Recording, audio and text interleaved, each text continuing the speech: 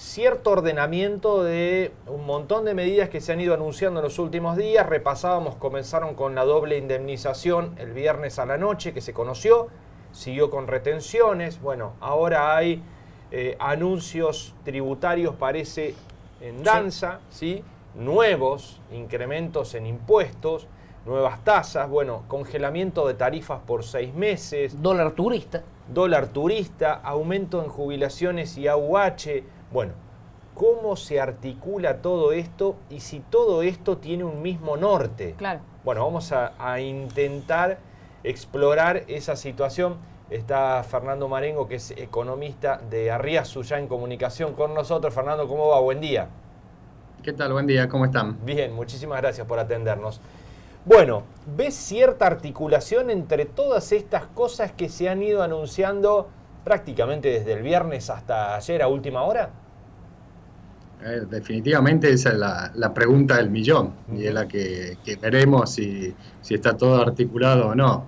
¿Qué puedo decir de lo que vimos hasta ahora? A ver, creo que inicialmente en el discurso del presidente en el Congreso y posteriormente el ministro de Economía, el presidente del Banco Central, hicieron los lineamientos económicos, fueron todos bastante alineados. Básicamente el comentario es que este año la economía va a terminar con un déficit primario, digamos, antes del pago de intereses. Argentina tiene un nivel de gasto un poquito más alto que el nivel de ingreso, que ese déficit no se lo puede incrementar, o no se lo puede incrementar mucho por lo menos.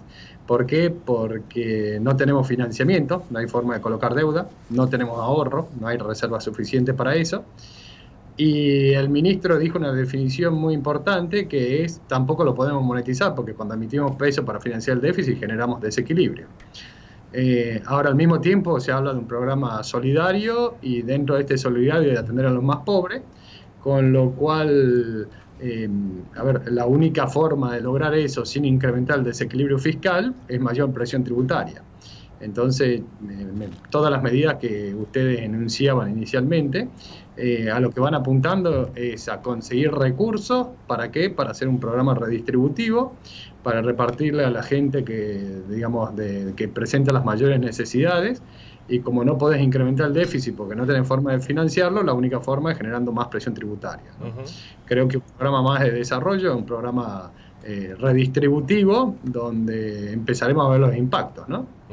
Bien, de todos modos, siempre hay un punto de equilibrio, un punto máximo óptimo en la presión tributaria, ¿no? Allí hay una curva famosa, creo que es la del Laffer, ¿o no? Que plantea que en determinado momento, ya a partir del agregado de presión tributaria, la recaudación empieza a ser cada vez menor. ¿Estamos lejos de ese punto? A ver, en realidad, con el grado de informalidad que tiene la economía argentina, yo diría que claramente subimos la alícuota y se graba solamente a la parte formal y en lo que se puede. Que si la presión tributaria fuera más baja, posiblemente sería más alto el nivel de recaudación en la medida que vaya formalizando, incluyendo gente al sistema productivo, digamos, a bancarizarla y todo esto. Creo que como ejemplo vale la pena mencionar que más o menos el 50% de la gente que trabaja hace aportes previsionales, todo el resto no lo hace. Entonces, claro, eso nos está diciendo, digamos, que de cada dos uno aporta y otro no. Bueno, creo que en todos los órdenes de la economía funciona lo mismo, y es lo que se hace generalmente es, bueno, al que se le complica la elusión, evasión o la forma de reducir el pago de impuestos, digamos, a ese al que lo sigo grabando.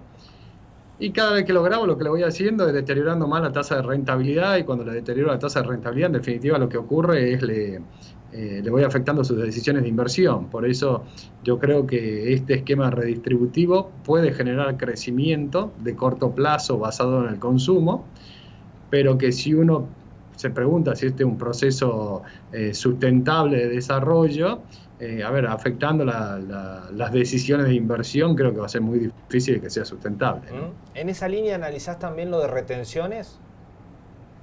Sí, definitivamente. A ver, en esa línea, cada vez que uno pone un impuesto, el impuesto lo que hace, más allá del objetivo buscado, de la nobleza de querer recomponer el nivel de ingreso de la gente de mayores necesidades, de distintos objetivos que tiene un esquema tributario, todo el tiempo estoy afectando, digamos, la tasa de retorno, y cuando yo afecto la tasa de retorno del inversor, el inversor toma decisiones en base a eso. A ver, ejemplos claros, retenciones al sector agropecuario le estás bajando la tasa de rentabilidad, con lo cual no sé esta cosecha, pero posiblemente una cosecha futuro, el uso de los paquetes tecnológicos sea inferior, y si el paquete tecnológico es inferior, la productividad por hectárea baja, y si baja la productividad por hectárea, baja la cosecha, baja el saldo exportable y baja el saldo de divisa al final del día, que es lo que le importa al gobierno o al Banco Central. Entonces, de nuevo, creo que son medidas de corto plazo. Y creo que en los últimos años tuvimos claros ejemplos de estas medidas que a priori lucían como nobles, digamos, el cuidado de la mesa de los argentinos, el del congelamiento de tarifas, todo esto, cómo llegamos a tener un déficit energético de casi 8.000 millones de dólares, que hoy es cercano a cero, pero llegamos a tener un déficit de 8.000 millones de dólares, o lo que pasó también en el sector agropecuario, digamos, con el tema de carnes, ¿no? Donde básicamente se dejaron de exportar, y la evolución de los últimos años, el fuerte incremento que tuvo la exportación. Ahora, todas las medidas que vayan, que prioricen el consumo doméstico, y para eso se genera una distorsión de precios, son medidas de corto plazo que son eficientes, pero no son sustentables. Bien. Fernando, buen día. Ese potro indomable que es la inflación, que da la impresión no hay manera de frenarlo, y si bien el ministro Guzmán ha hecho hincapié esto de desinflación y que sea paulatina, la baja, ¿cuáles son las recetas que a priori pueden enmarcarse en una situación de este tipo, habida cuenta de que este año 2019 en términos inflacionarios ha sido realmente extraordinario, ¿no? Creo que sirve ver la historia de Argentina para ver cuáles son las recetas que pueden funcionar. En 70 años, Argentina tuvo 12 años de inflación de un dígito, ¿sí? Y 8 fueron durante la convertibilidad. ¿Qué tuvo la convertibilidad? Básicamente se cumplieron 3 requisitos. No se emitió peso para financiar el déficit fiscal. Se estabilizó el tipo de cambio. ¿Por qué? Porque en Argentina, donde todos pensamos en términos de dólares, cuando el tipo de cambio se mueve, inmediatamente empezamos a tomar decisiones. Y lo tercero que se hizo durante la convertibilidad fue desindexar la economía. Obviamente hubo problemas porque la estabilidad del tipo de cambio no era sustentable. ¿Por qué? Porque no había flexibilidad de precio a la baja, una serie de cosas. Pero si uno quiere controlar la inflación en Argentina, lo que hay que hacer es no tener déficit fiscal para no tener que emitir pesos sin respaldo. Tenés que estabilizar el tipo de cambio nominal. ¿Por qué? Porque en Argentina todos pensamos en términos de dólares. Y lo tercero que tenés que hacer es desindexar la economía. Si seguimos con un esquema donde el 60% del gasto público ajusta por inflación pasada, que básicamente jubilaciones, pensiones y todos los subsidios sociales, donde el sector privado tiene cláusulas de indexación y donde los salarios tienen cláusulas gatillo, digamos, va a ser muy difícil controlar la inflación. Creo que por lo menos veremos el plan ahora a las 10:30, tengo entendido que habla el ministro, sí. Si empiezan a dar más precisiones, porque digamos empezó a hablar esto de dejar sin efecto la ley de movilidad jubilatoria por 6 meses. Bueno, claramente si es así, lo que están diciendo es dar un aumento de una vez y después desindexar jubilaciones y todo lo que sean subsidios sociales. Vamos a ver si van en esa dirección. ¿Qué se piensa hacer con el tipo de cambio? Pero de corto plazo, si me preguntan, yo creo que el esquema tiene 2 puntos que puede empezar de corto plazo a jugar favorablemente. El primero es que en el esquema redistributivo, si yo estoy grabando a alguien que consumía y le reparto a una persona que tiene necesidades, que también va a consumir, el impacto macro es neutro. Dejo de consumir yo para que consuma otro, el nivel de consumo es el mismo. Claro. Más allá de que la gente que empieza a consumir tiene necesidades, demandas insatisfechas y tiene la necesidad de empezar a recomponerla, ¿no? Pero para que tenga efecto macroeconómico, digamos, para que genere crecimiento económico, ¿qué tiene que ocurrir? Que ese nuevo tributo en realidad lo pague alguien que antes tenía una capacidad de ahorro que la destinaba a comprar dólares, ¿sí? Entonces, en vez de generar una salida de capitales, ahora eso va a consumo, entonces me genera actividad económica. Creo que de corto plazo podemos empezar a tener recuperación de actividad económica basada en el consumo, básicamente porque se frena la salida de capitales, y esta salida de capitales ahora vía impuestos va a sectores de bajo ingreso, que indefectiblemente va a terminar consumiendo todo el incremento de ingresos que tenga.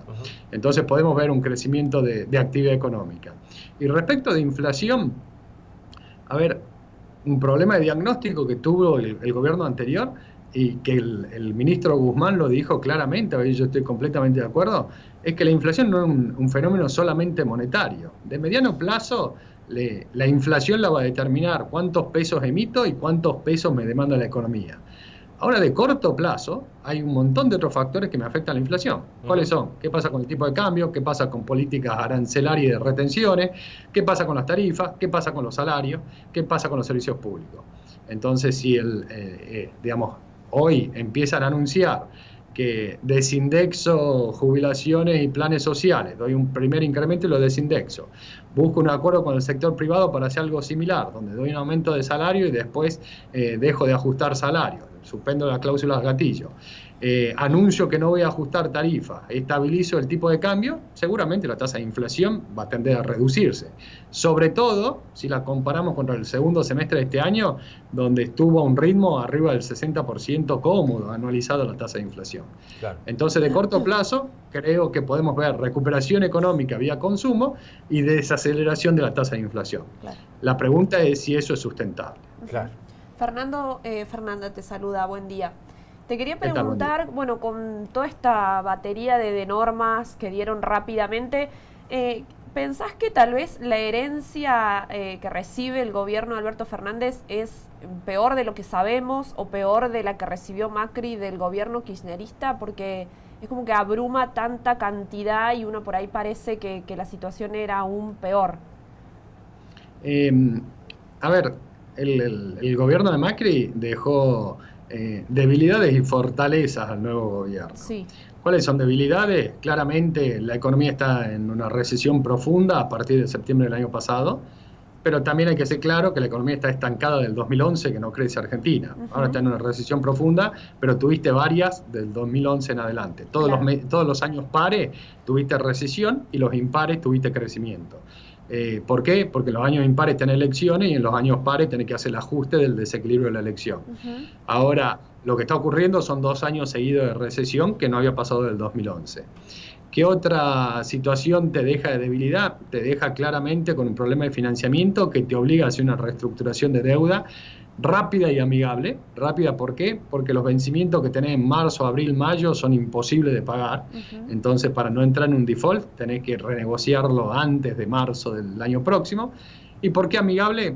Porque si en algún momento quiero volver al mercado de capitales, no el gobierno, yo creo que el que tiene que volver es el sector privado, para eso tenés que hacer una renegociación amigable donde tengas la posibilidad de volver a acceder al mercado de capitales. Claro. ¿Qué otra debilidad dejaste? Dejaste una tasa de inflación que en el año va a ser arriba del 50%, pero que el último semestre es claramente arriba del 60%, en torno al 70% anualizado. En una economía indexada, como decíamos antes, donde indexa el gasto público, gran parte del gasto público, indexa el gasto privado y indexa los salarios. Bueno, todas estas son debilidades. Ahora, si uno quiere pensar en fortalezas, el gobierno también deja fortalezas. ¿Y cuáles son las fortalezas? Yo diría, las fortalezas no fueron tanto programadas por el gobierno anterior como resultado de la falta de financiamiento externo. Pero si uno ve el déficit fiscal, reduciste el déficit fiscal y el déficit primario este año, digamos, antes del pago de intereses, va a ser cercano a medio punto del producto, el más bajo en años de Argentina. Claro.